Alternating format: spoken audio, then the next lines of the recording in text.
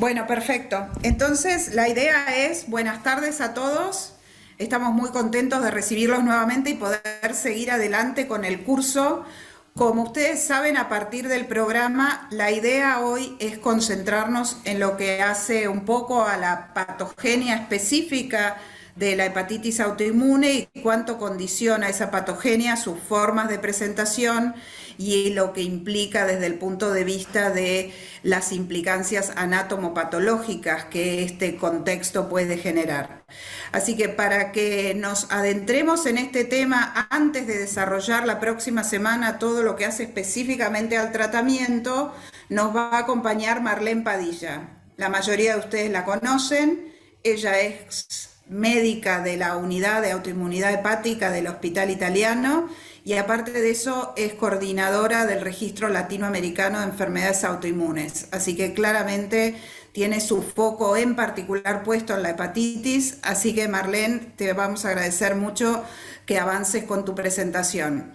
Antes, un par de comentarios que les van a hacer Matías y Natalia para que veamos cómo nos organizamos con el tema de las preguntas, para que no perdamos ninguna de las inquietudes que ustedes generen a lo largo de la presentación y para que las reserven para que después se distribuyan. Así que Mati, Nati, si quieren, comenten cómo nos vamos a manejar. Bueno, ¿qué tal? Buenas tardes a todos. Buenas tardes, Marlene. Gracias por compartir la presentación de hoy.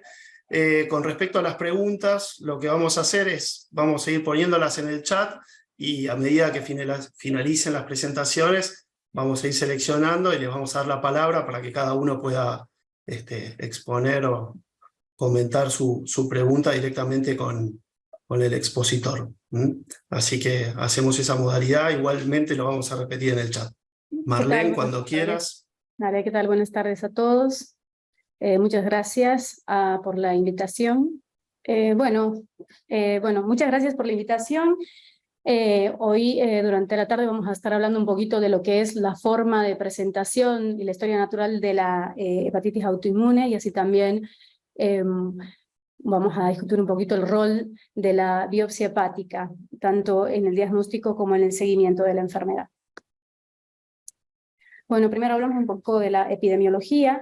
Como ya sabemos, esta es una enfermedad considerada rara, tiene una baja incidencia, entre 1.2 y 3.05 por 100.000 habitantes, aunque en este último tiempo hay reportes de series en las cuales esta incidencia va subiendo. En el caso de la presentación es bimodal, hay dos partes de la vida en las cuales se presentan mayormente los casos, que son en la adolescencia y entre los 40 y los 60 años. Sin embargo, en este último tiempo se han visto casos,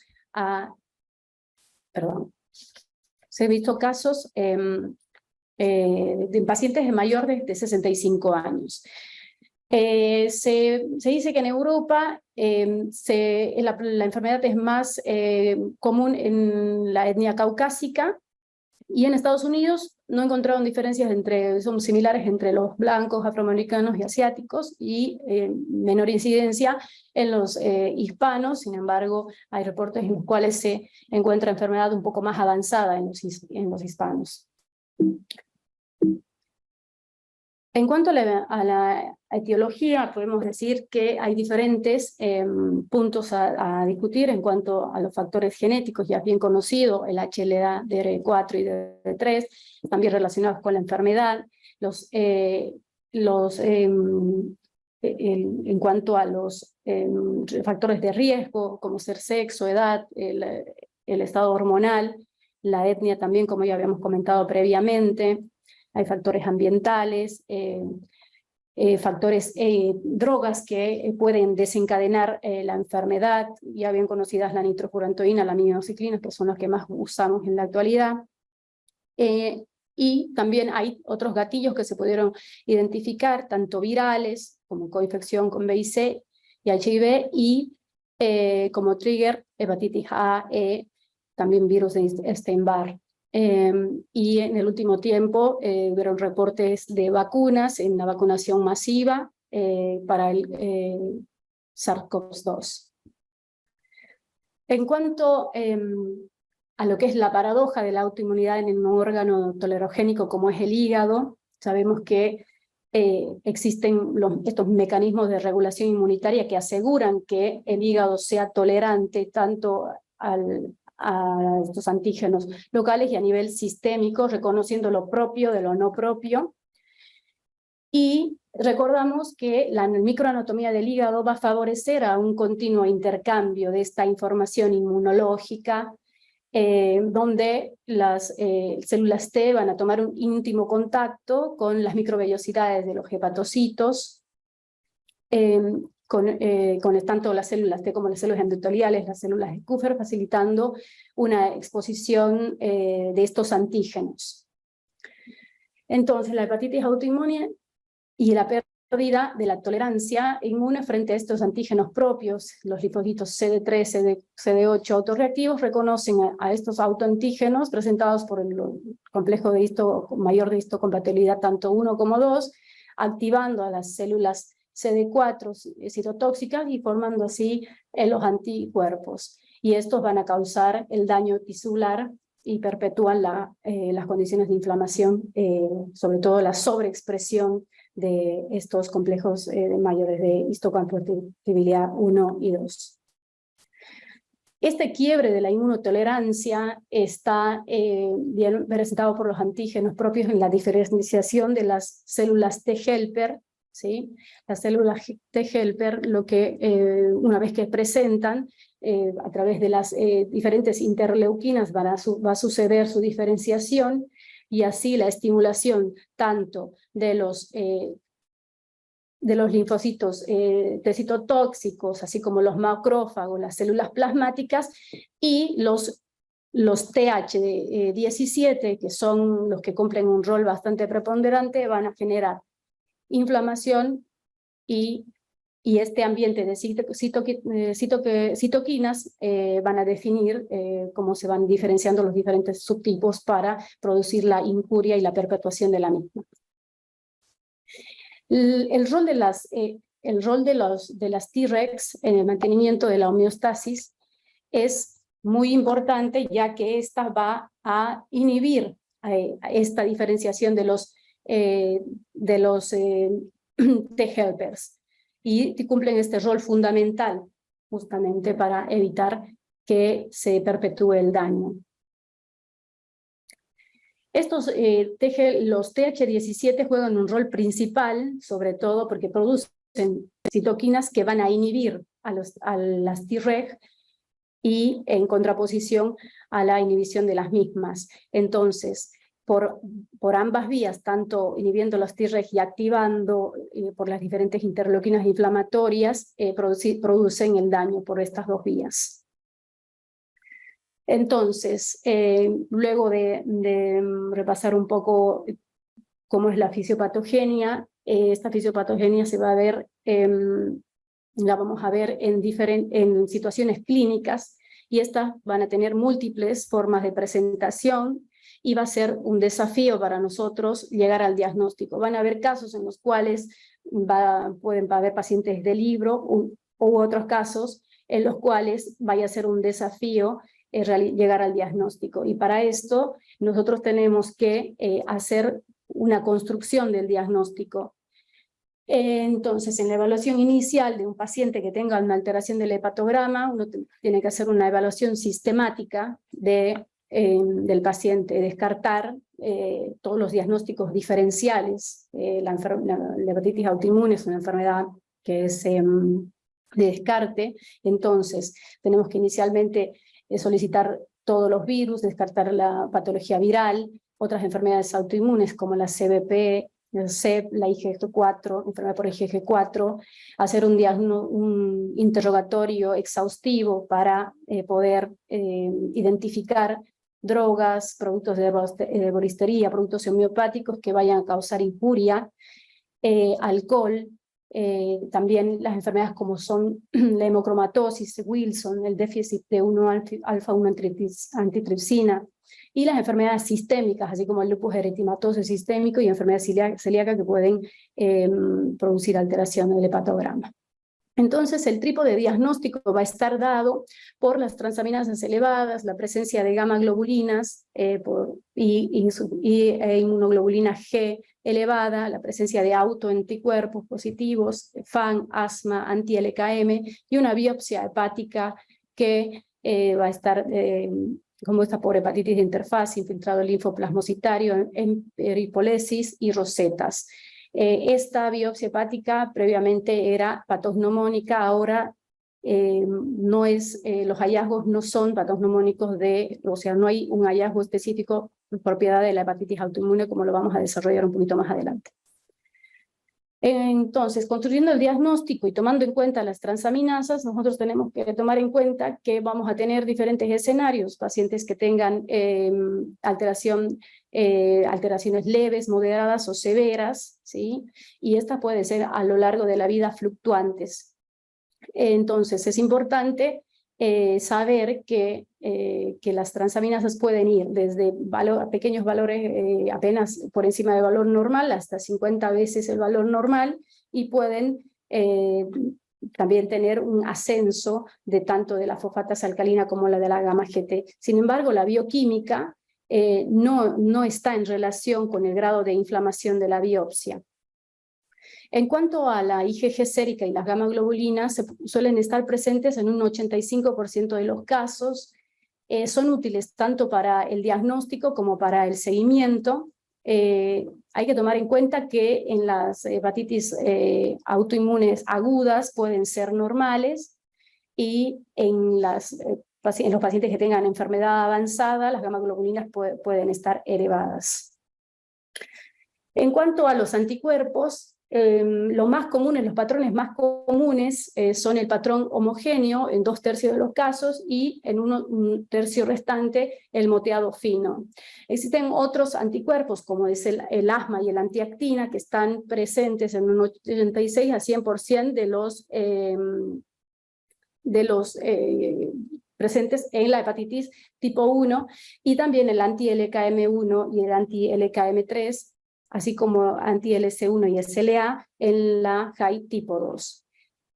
Tenemos que tomar en cuenta que hay 20%, en 20% de los casos los anticuerpos pueden ser negativos. Y, como ya hablaron en la clase previa, no son biomarcadores ni de la actividad de la enfermedad, y tampoco se pueden utilizar para respuesta al tratamiento.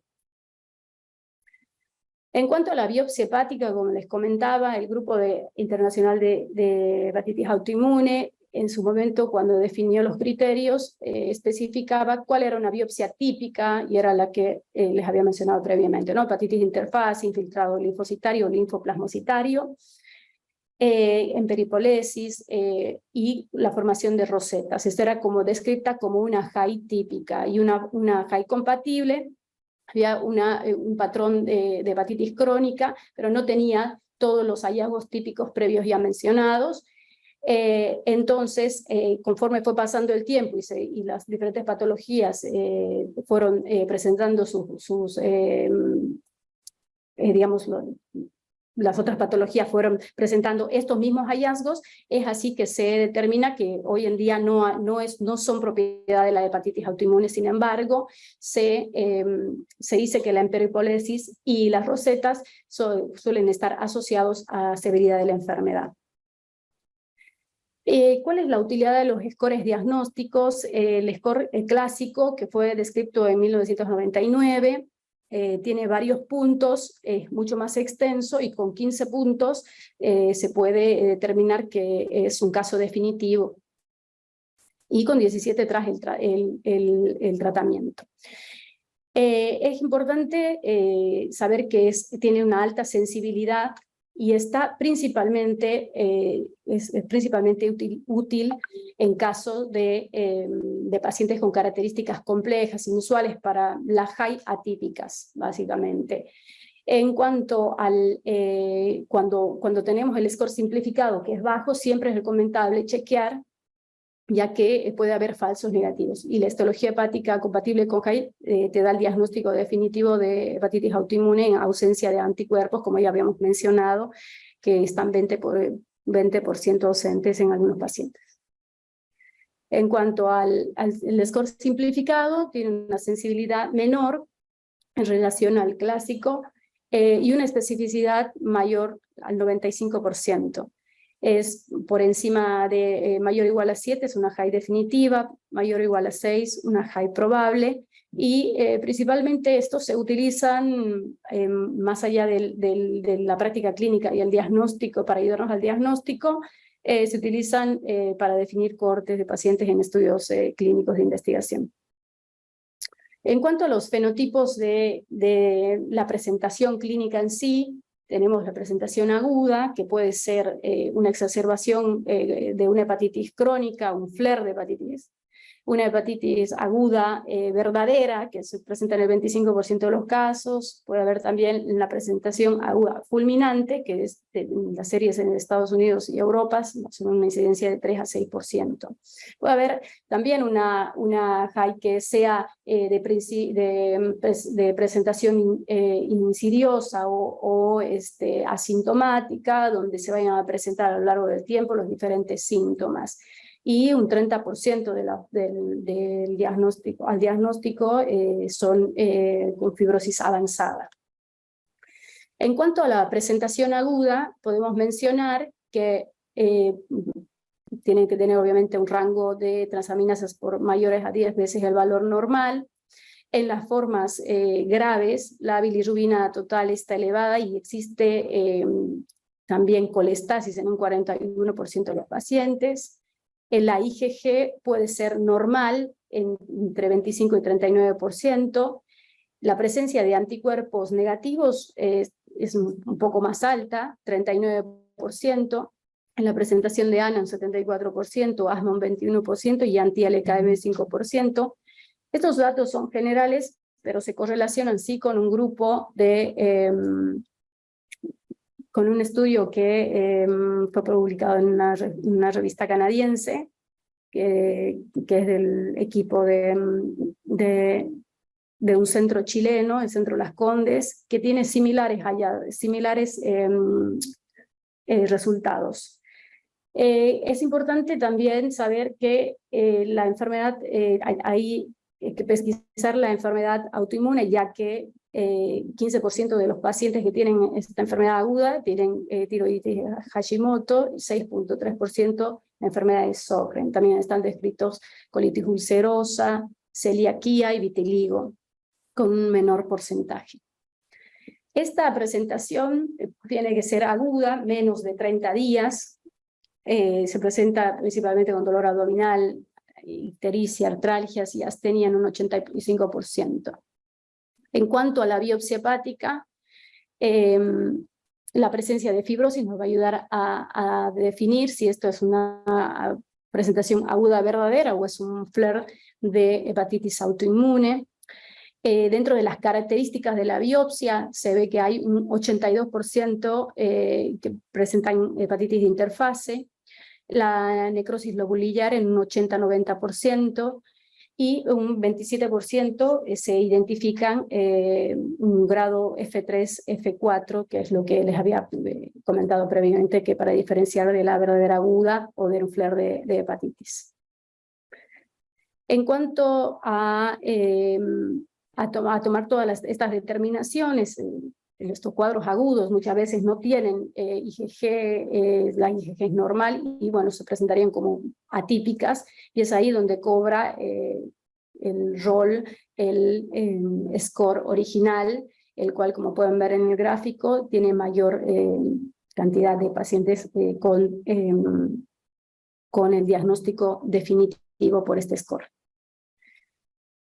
En cuanto a la hepatitis aguda fulminante, obviamente son cuadros, o sea, valores mucho más agresivos, mucho más elevados de transaminasas, mayor a 50 veces el valor normal, tienen colestasis, es mayor el número el porcentaje, digamos, de que presentan IgG normal, los anticuerpos son negativos en un 29%. La biopsia, en este caso, en la serie puse el dato acá de la serie de Chile, tienen 14 pacientes, de los cuales 10 tenían ANA y 7 tenían asma. En cuanto a a la biopsia hepática tienen una interfase del 70% y necrosis centralobiliar también 70%. La presentación obviamente puede ser hiperaguda, 7 días, aguda de 8 a 28 días y puede ser subaguda inclusive hasta 26 semanas del ictericia de la ictericia. El valor de las transaminasas no tiene relación con la severidad y el pronóstico. En cuanto a la histología, los hallazgos más frecuentes son la perivenolitis central, el infiltrado linfoplasmocitario, los folículos linfoides y la necrosis hepática masiva. En cuanto a la presentación asintomática, están descritos que son entre el 23 y el 30% de las hepatitis autoinmunes. Podemos decir que las transaminasas pueden ser fluctuantes. Los síntomas se pueden presentar de forma progresiva a lo largo de la enfermedad, y la IgG sérica y las gamma globulinas pueden ser, igual están en la misma proporción similar que las sintomáticas. Como pueden ver en este cuadro, donde se describen hepatitis sintomáticas y versus las asintomáticas, se ve que tienen menor cantidad de elevación de transaminasas por 4, por 5, a diferencia de las sintomáticas que llegan a tener hasta por 10 veces el valor normal. En cuanto a la presencia de inmunoglobulina G también están elevadas. Esto porque es muy común que tengamos en el consultorio pacientes que tengan transaminasas que están por 3, por 4 y tienen algo de movilización inmune con inmunoglobulina elevada y gamma globulina también, y por ahí muchas veces quedan en conducta expectante y ver la evolución. Y ahora les comento que por ahí esa conducta la tengamos que cambiar. Entonces, se dice que los pacientes que solamente un 12% logra la mejoría espontánea. En cuanto a la histología, es importante este mismo estudio. Se vio que biopsiaron los pacientes que eran asintomáticos, que vieron que tenían transaminasas por 4, por 5 veces el valor normal, y se pudo ver que en la biopsia tenían un ISHAC moderado, un 68% el asintomático, y severo un 22.7%. Y en el grupo, es el sintomático 68 y 22, y en el grupo asintomático 50% y 45% en el grupo asintomático. Entonces, y también se pudo ver que vemos que de los pacientes asintomáticos, 7 tenían fibrosis hepática, en diferencia versus de 21 de los sintomáticos. En cuanto a la severidad de la enfermedad, tenemos 2 escenarios. El escenario 1 es la enfermedad moderada severa, y la enfermedad moderada, y el escenario 2 es la enfermedad leve. En cuanto a la enfermedad leve, tenemos que son ISHAC menor a 3/18, transaminasas menor a 3, el límite superior normal, no tienen fibrosis y pueden ser asintomáticos. En el escenario 1 tenemos a las enfermedades moderada a severa, que tienen ISHAC mayor a 4/18, la bioquímica suele ser moderada a severa, y suelen tener fibrosis hepática avanzada y son sintomáticas. En este grupo, que son la enfermedad moderada severa, no hay duda en el inicio del tratamiento inmunosupresor. Sin embargo, en el escenario 2, que es el leve, muchas veces la decisión se toma según la edad y las comorbilidades del paciente, y bueno, y ahora les voy a mostrar este estudio que ve las hepatitis autoinmunes leves, en el cual se analizaron 137 pacientes y un seguimiento prolongado de 32 años, donde vieron que los criterios de remisión solo fueron alcanzados en un 12%, que eran 8 pacientes de estos 137. Y la supervivencia fue menor, de 67% versus el 98% de los pacientes que fueron tratados. 3 pacientes de esta serie progresaron a fibrosis avanzada y fallecieron por insuficiencia hepática. Es por eso que es importante estas exacerbaciones o el no lograr el control de la enfermedad. Lo que hace es tener esta hepatitis crónica insidiosa que haga exacerbaciones y vaya progresando, y de esta manera llegue hasta la fibrosis avanzada. Entonces todo esto es un círculo que va produciendo más daño, y a lo largo de los años evoluciona a fibrosis y luego a falla acute crónica. En cuanto al FibroScan, podemos decir que no se puede correlacionar con la biopsia. Se tiene que realizar siempre luego de 6 meses de iniciado la inmunoterapia. Tiene sus parámetros de corte, obviamente, para la patología, donde 16 kilopascales es el F4, 10.5 para F3 y 5.8 para F2. No se suele utilizar como en las otras patologías, como por ejemplo la CB para seguimiento. En cuanto a la biopsia hepática, vamos a hablar un poquito de esto porque, como vimos previamente, es importante realizarla, ya que no hay una correlación entre la gravedad o la bioquímica y lo que nosotros podemos encontrar en la biopsia, y eso a lo largo del tiempo y en la evolución natural de la enfermedad marca un pronóstico malo para el paciente, que lo lleva hacia la fibrosis avanzada y descompensación. Entonces, nada, como comentarios generales, la biopsia hepática,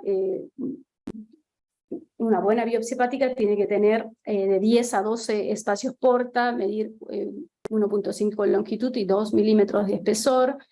Se utiliza por lo general el score de Ishak, que es lo que más utilizamos. Es importante saber de que mide diferentes grados de inflamación a nivel periportal, si hay necrosis confluente, si hay focos de inflamación a nivel del lobulillo, y si hay inflamación a nivel portal. Cada uno de estos puntos tiene una puntuación según cuánto, según la cuantificación, y eso nos va a dar el puntaje de 1 a 3 como mínima hepatitis crónica, de 4 a 8 leve hepatitis crónica, de 9 a 12 es moderada, y de 13 a 18 severa. Bueno, esto ya lo habíamos comentado. Entonces la emperiopólisis y las rosetas van a estar asociados a severidad, y el hallazgo del spillover, cuando los linfocitos rompen la placa limitante y hacen todo lo que es la interfase y se van hacia el lobulillo por las trabéculas, generan una mayor progresión de daño.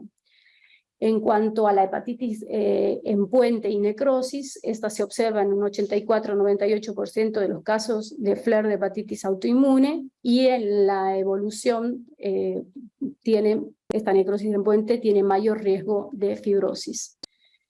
En cuanto a la utilidad de la biopsia, nos facilita mucho la toma de decisiones en cuanto al tratamiento, tomando en cuenta el grado de la severidad que tiene la biopsia. Y también la utilizamos para el diagnóstico cuando tenemos presentaciones atípicas, como en las hepatitis autoinmunes seronegativas, o en enfermedades concurrentes como hígado graso, donde sabemos que hay gran proporción de presencia de anticuerpos, a tanto asma como AMA, entre 40 y 48% respectivamente, y también en el síndrome de superposición. También se utiliza la biopsia como para realizar la evaluación de cuándo suspender el tratamiento, y se demostró que la presencia de inflamación de células plasmáticas portales son de mal pronóstico para una recaída. Estos son dos estudios que se realizaron en dos centros donde se decidió suspender la inmunosupresión a los pacientes que tenían bioquímica normal, y se biopsiaron antes de suspender la inmunosupresión, y se vieron pacientes que tenían actividad inflamatoria aún estando normales las transaminasas, con lo cual no se suspendió la inmunosupresión. Y de estos pacientes, habían 5 pacientes que tuvieron recaída de la enfermedad y tuvieron que reiniciar la inmunosupresión. En ambos estudios lo que se vio es que los pacientes que no recidivaron tenían parámetros o transaminasas por debajo del 50% del valor normal, y también tenían la IgG mucho más baja del límite, digamos, superior, en este caso 12 gramos litro. En cuanto al seguimiento y la reversión de la fibrosis, este estudio lo que nos muestra básicamente es que existe la posibilidad de revertir la fibrosis cuando nosotros logramos la resolución bioquímica y la resolución también en la biopsia, ¿no? La disminución de la inflamación en la biopsia. De 14 pacientes de este estudio tenían cirrosis histológica al ingreso.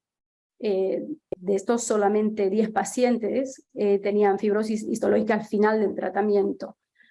Entonces 4 pacientes retrogradaron en la fibrosis. Las puntuaciones de fibrosis mejoraron en una mediana de 3.4, disminuyeron porque estos pacientes tomaron el score de Ishak, que tiene 6 puntos, no como el Metavir, que tiene 4, por eso es 3.3, o sea que disminuyeron el 50%. Las puntuaciones de fibrosis mejoraron en 46 pacientes un 53%, porque mejoró 3 puntos, tomaron en cuenta el score del Ishak modificado, por eso es el 3.3.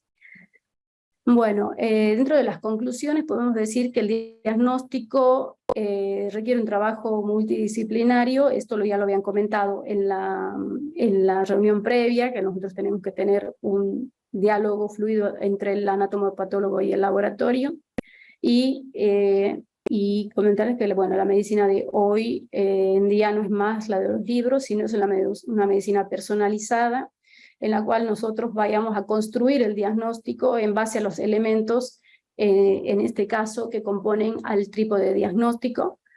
No todos los componentes pueden estar presentes, lo que hace aún más desafiante. Las transaminasas no se correlacionan con el grado de severidad de la biopsia, y esto es importante para, sobre todo, ese grupo de pacientes que tienen esa enfermedad que es asintomática y que uno los va siguiendo en el tiempo. Tendríamos que biopsiarlos para definir si tienen enfermedad moderada, leve o severa. La biopsia las transaminasas no se correlacionan con el grado de severidad de la biopsia, que esto ya lo comenté. La biopsia es útil en casos asintomáticos para poder definir la severidad de la enfermedad, y no nos queda duda a quién tenemos que tratar, y el desafío va a ser ahora definir, en base a todos los elementos que tenemos para el diagnóstico, cuándo tratar a la enfermedad leve para evitar que progrese a la fibrosis avanzada y a la descompensación. Felicitaciones, Marlene, excelente la presentación. Gracias, Marlene. Estamos viendo a ver si hay alguna pregunta en el chat.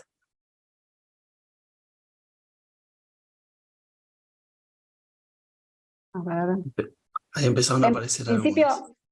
En principio, Marlene te iba a decir algo, porque uno siempre habla de que el diagnóstico de la hepatitis autoinmune claramente uno lo va construyendo, como fue el mensaje que vos, uno de los mensajes de la charla, tomando en cuenta los diferentes elementos. Y en particular, en la biopsia, ¿considerás qué papel juega en la construcción de estos elementos? Creo que quedó un poco claro, pero digo un poco para ahondar en esto. Y sobre todo, ¿qué podemos buscar en la biopsia que nos marque, si hay algún elemento, que nos marque el pronóstico a futuro? Claro, como te decía Nati, el grado de inflamación y la severidad de la biopsia te marca el pronóstico. Esta necrosis en puente, la necrosis en puente principalmente, se ve que está relacionada con la progresión a la fibrosis y la expansión de todo lo que es el spillover a nivel de todo el lobulillo, la necrosis en playa. Esos pacientes tienen peor pronóstico y que son los que son, en la gran mayoría, los que se presentan de forma aguda. Hay algunas preguntas. Antes de pasar a las preguntas, Marlene, yo te quería hacer una pregunta para vos. Cuando hablaste del diagnóstico, hablaste de los scores, planteaste, bueno, todo muy, muy completo, la verdad, la heterogeneidad de presentación y demás, y yo quería centrarme en la parte de la respuesta al tratamiento como refuerzo del diagnóstico, o por lo menos qué rol le das vos a la velocidad de respuesta al tratamiento. Sí, es súper importante lo que dices y no lo mencioné, y que dentro del score clásico lo tome en cuenta, le da un puntaje bastante alto, y que la realidad es que la respuesta al tratamiento inmunosupresor hace el diagnóstico. Van a haber muchas veces que vamos a tomar la decisión sin anticuerpos, con gamma globulina normal y con una biopsia que tiene necrosis en playa, que tiene muchísima inflamación, con un ISHAT muy severo. Vamos a tomar la decisión de iniciar tratamiento con corticoides. Y el tiempo en el seguimiento nos va dando la razón de que el paciente fue bien interpretado. Así que sí estoy de acuerdo y gracias por tu comentario, que sí es importante. Hace el diagnóstico, la respuesta a los corticoides. Excelente. Bueno, pasamos a las preguntas. Parece, Nati, hay una pregunta de Joyce. No sé si quieres abrir el micrófono para comentar. Joyce. Hola, buenas tardes. Hola, buenas Buenas tardes. tardes. Bueno, primero gracias a la doctora Marlene, muy bonita su presentación y muy explicativa. Bueno, sí me parecía muy interesante lo que había colocado sobre los casos leves, que al estudiarlo de manera histológica se podía ver una inflamación ya moderada, ¿no? Entonces, había también una inclinación que, de acuerdo a la evaluación del paciente, de acuerdo a su edad, a las comorbilidades, podíamos decidir incluso observar ese tipo de pacientes, pero teniendo en cuenta ese estudio, me parece que sería muy interesante estudiarlos histológicamente para decidir más en ellos. Gracias. Sí, estoy de acuerdo, Joyce. Creo que el mensaje en ese sentido que les quiero transmitir es claro. Muchas veces vemos estas fluctuaciones del hepatograma y las expectamos, y mirando un poco la literatura se ve, y a mí también me sorprendió que haya tanta discordancia en cuanto a al valor de las transaminasas y a lo que encontramos en la biopsia. Entonces, la realidad es que si tenemos un paciente que tiene los componentes, que tiene anticuerpos, que tiene gamma globulinas y que tiene unas transaminasas fluctuantes, me parece súper importante realizar la biopsia hepática, sobre todo para poder estratificarlo y decir, este paciente tiene posibilidades o no de tratamiento, a fin de que podamos evitar esa progresión de la enfermedad que ya está descrita en los pacientes que son sintomáticos y que están biopsiados y que también son leves, y que a lo largo de la enfermedad hacen estos mini flares que elevan las transaminasas, se inflaman y hacen ese circuito, y es por eso que encontramos pacientes cada vez, o sea, jóvenes que tienen ya diferentes, o sea, grados de fibrosis F2, F3. Entonces, para evitar la progresión de la enfermedad, estaría bueno poder estratificarla de esa manera.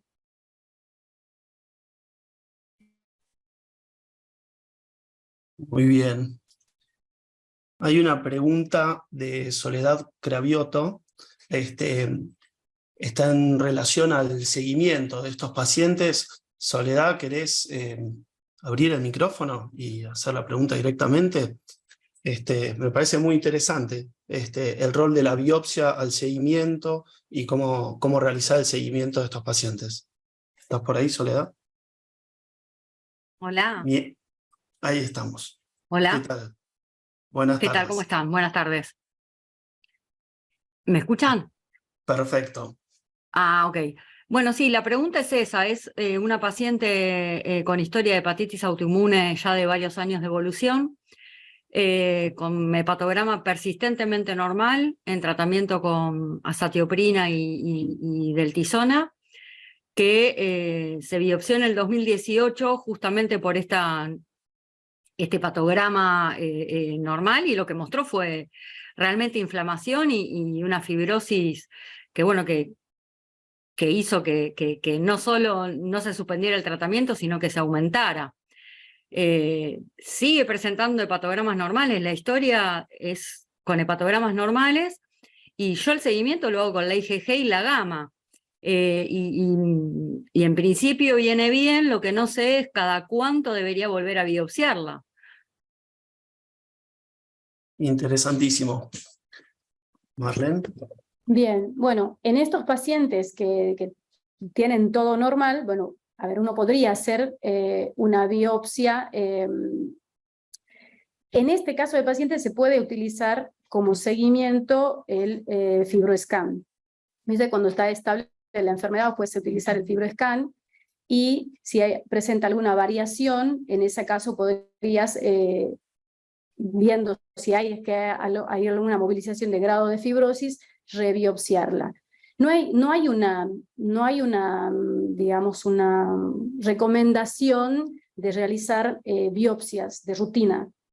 Entonces, bueno, se me ocurre que se podría hacer esto. No sé si la doctora Villamil, que tiene un poco más de experiencia en el seguimiento, está para ver si podemos completar la respuesta. Me parece que se podría hacer eso. Soledad, en el caso de esta paciente, vos decís que mantiene siempre hepatogramas normales, desde la última biopsia, vamos a este caso particular que mencionaste, fue la inicial del 2018. No, perdón, no fue inicial, ¿eh? Ella ya tiene historia de 2013, por lo menos. 2013, 2011, yo la biopsié otra persona, la diagnosticó otra persona y la empecé a seguir yo, y como persistentemente los valores eran normales, previo a retirar la inmunosupresión, le hago esta biopsia, que, bueno, marcó inflamación y un estadio F2. Y bueno, ahora persiste normal. Tuve que aumentar un poco los corticoides porque la gamma estaba en 1.9, en 1.8, con eso normaliza la gamma globulina. Yo como que el seguimiento lo hago con la gamma globulina. Por eso preguntaba si ya ahora, habiendo pasado casi 5 años, habría que biopsiarla de vuelta y ver, para no sorprenderme con un estadio de fibrosis mayor, al ser ella asintomático y el hepatograma persistentemente normal. Sí, el seguimiento en estos pacientes, porque, a ver, la búsqueda, igual esto lo vamos a ver la próxima clase, pero la idea del tratamiento de los pacientes, el objetivo es justamente lograr la remisión bioquímica e histológica.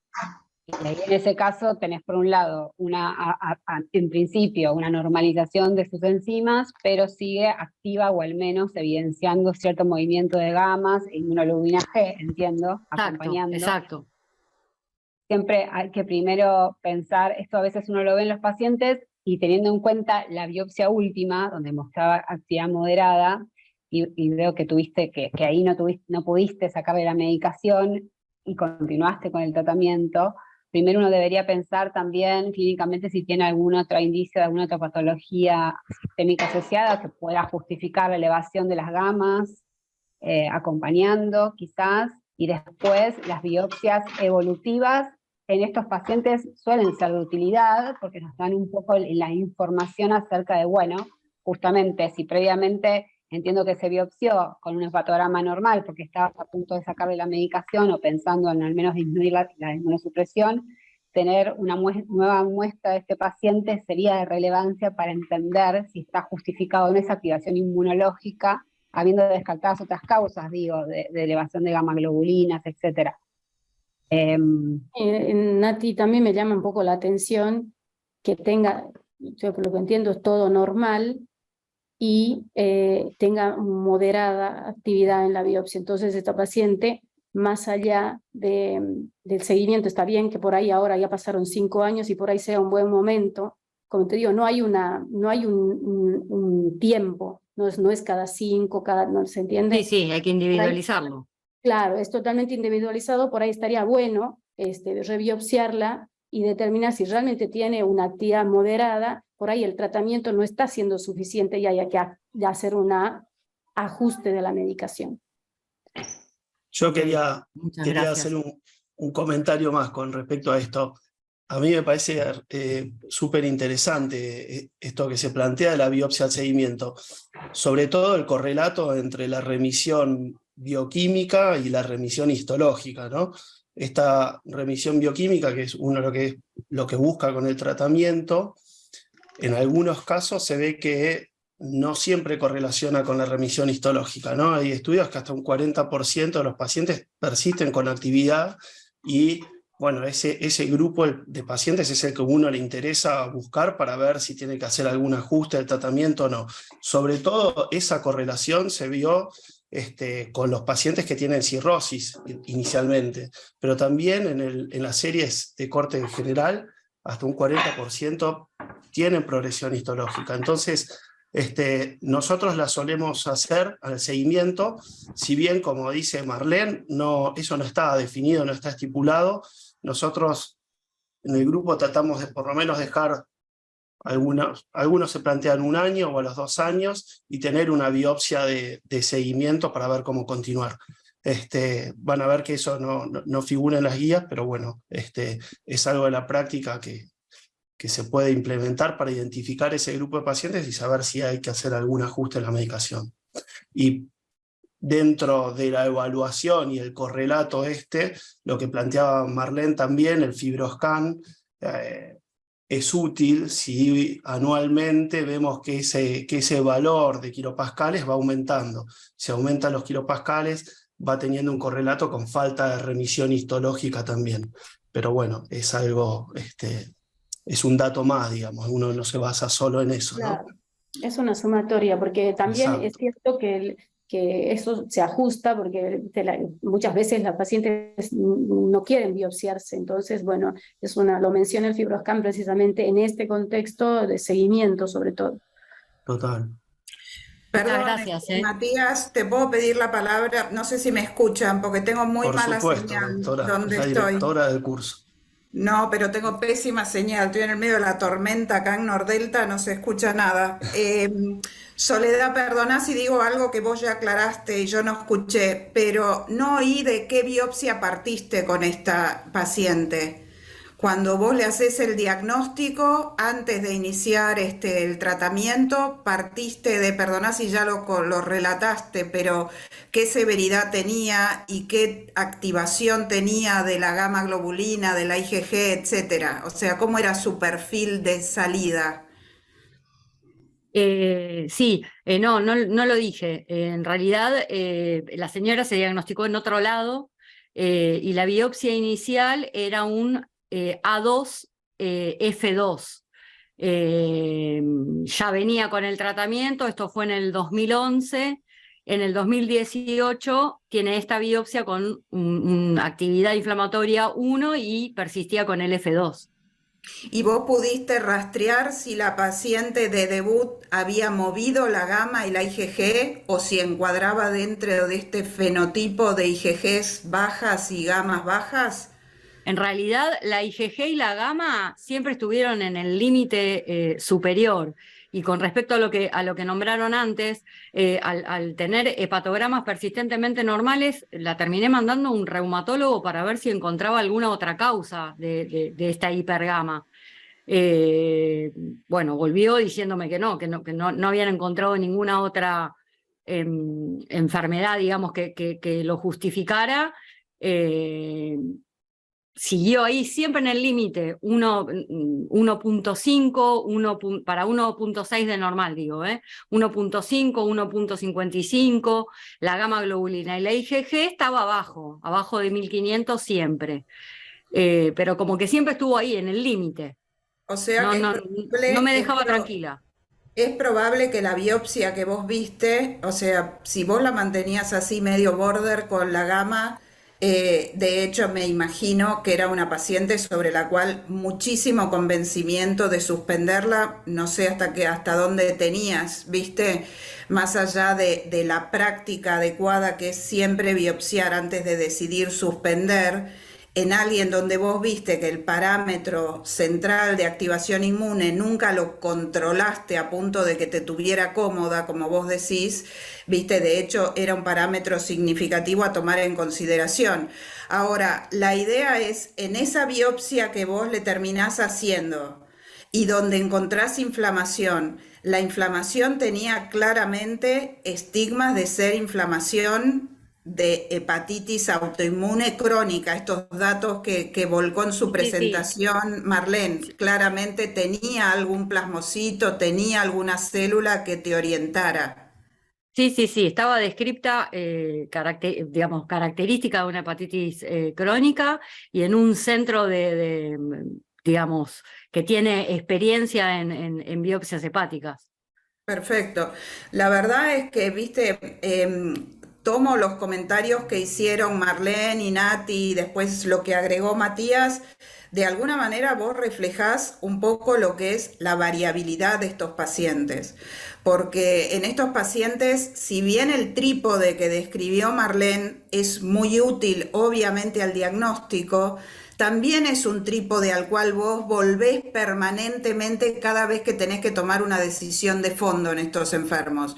Y si esta paciente no te muestra hepatograma, te muestra gamas que si bien no son óptimas, tampoco son muy sacadas, son ahí, se mantienen border. Esta es una paciente donde, a diferencia de la mayoría de la población de pacientes con hepatitis autoinmune, donde vos en alguien con hepatograma normal solo avanzás sobre la biopsia si pasó demasiado tiempo o si estás planificando un cambio de estrategia terapéutica. En tu caso, donde vos sabés que la única expresividad que tiene es de anatomía patológica, claramente vos te planteás una situación diferente. Y si bien, como decía Matías, no está consensuado cada cuánto se biopsian, y vos calculale que vas a avanzar porque el FibroScan, si bien es una herramienta, si bien se está tratando de buscarle, viste, una mega utilidad en este escenario, nunca te termina de marcar bien el límite entre qué ves en una hepatitis autoinmune de fibrosis y qué ves de inflamación. Así que lo que uno pensaría es que es una paciente en la que vas a necesitar de la anatomía patológica y vas a tener que tener la capacidad, por algo que alguien comentó, de que al paciente no le gusta biopsiarse. Sí, no le gusta biopsiarse mayormente porque el paciente debe saber muy bien por qué los biopsiamos. Y en esta paciente, Sole, me parece que tenés sobrados motivos para, con una cierta frecuencia, tener que definir en qué está tu partido y cómo seguís con la inmunosupresión teniendo una biopsia, lamentablemente. Okay. Muchas gracias, sí, me faltaba terminar de convencerme. Dale. Si necesitas Gracias, que la convenzamos juntas, viste, muchos saben que soy un amante de las biopsias, así que si necesitas un apoyo logístico, contá conmigo. Dale. Muchísimas gracias a todos. Besos, Soledad. Besos.